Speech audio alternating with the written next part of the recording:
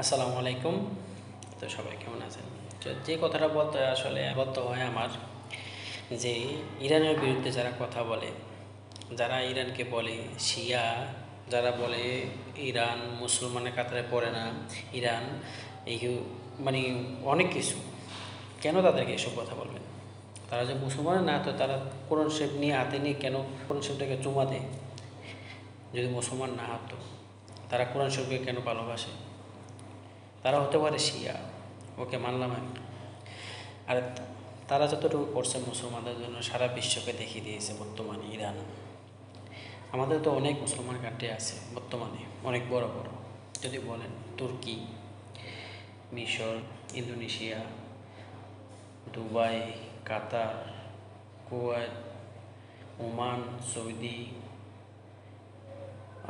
পাকিস্তান, আরও অনেক। তারা কী করছে মুসলমানের জন্য? তারা তো কিছু করছে না। করতে পারছে এই গাজা ফিলিস্তিনের জন্য কিছু পারে নেই। কিন্তু একমাত্র দেশ ইরান যা করছে তাও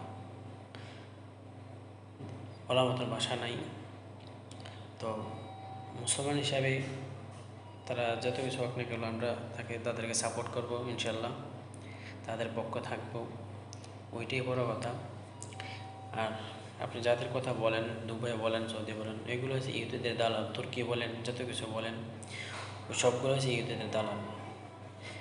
আজ তো পাকিস্তানের কাছে অনেক কিছু আছে, অনেক বলেন মিসাইল বলেন, যুদ্ধ বিমান বলেন, অনেক কিছু বলেন, অনেক অনেক কিছু আছে, ক্লিয়ার বলেন, সব কিছু আছে। কই কোনো কিছুতে করতে পারেনি, তো এসব বলে লাভ নেই। আজ ইরান যতটুকু করছে ফিলিস্তিনি গাজাদের জন্য, বিভিন্ন মুসলমানদের জন্য, তা তার